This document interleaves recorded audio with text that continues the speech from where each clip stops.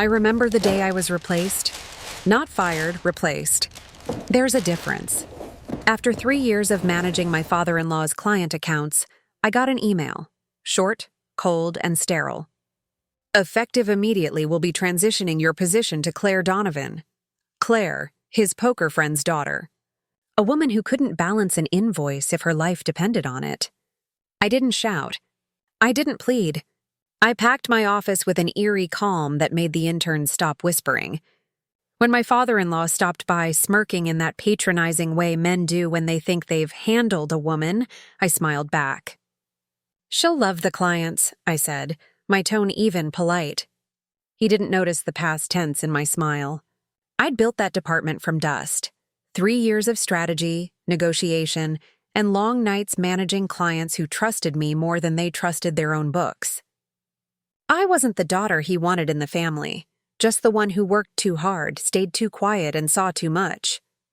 I met my husband in that same office. He was charming then, ambitious, magnetic.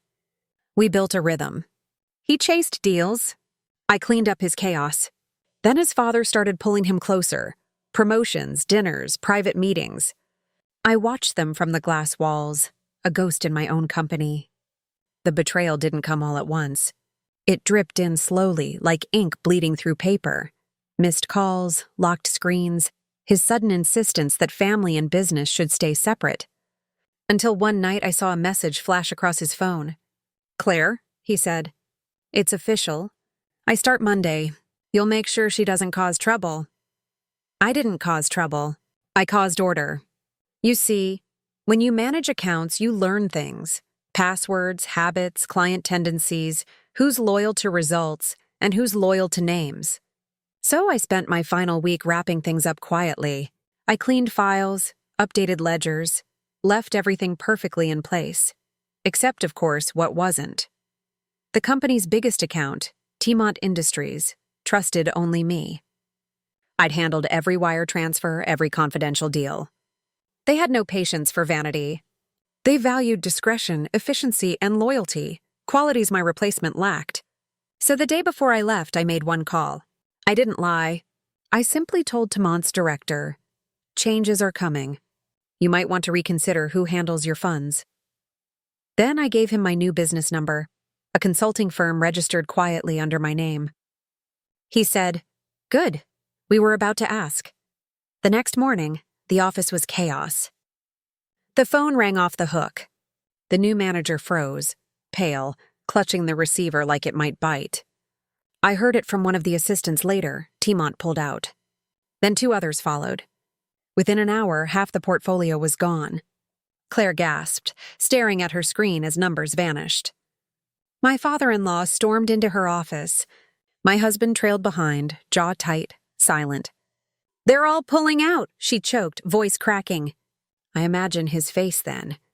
The man who built an empire on poker tables, realizing he'd been outplayed by someone who never gambled. By afternoon, I was sitting in my new office. Smaller, quieter, but mine. Every client that mattered had called. Not out of sympathy, but strategy. They didn't follow the company. They followed me. I'd spent years making myself indispensable. Turns out I did, just not to them. That night, he came home late. My husband. He stood in the doorway, guilt plastered over his face like cheap paint. "You did this?" he asked. I looked up from my wine glass. "I managed my accounts," I said. "Simple truth." He laughed once bitterly. "You ruined everything." I tilted my head. "No, I just stopped fixing your mistakes."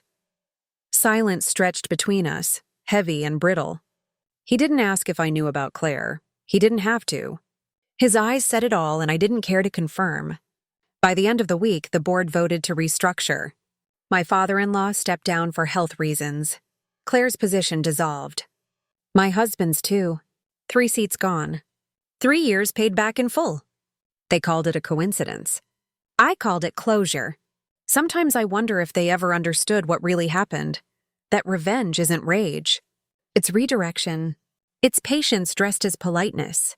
It's smiling while they hand you the matchbook, then waiting until they leave before lighting the fire. When people underestimate you long enough, they forget you're listening.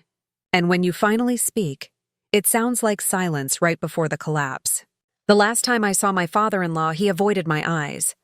His once booming voice now trembled with something between fear and respect. He asked, "Was it worth it?" I smiled faintly. "It wasn't revenge," I said. "It was correction." Now, when clients ask how I started my firm, I tell them the truth. I was replaced once, and then I replaced them all.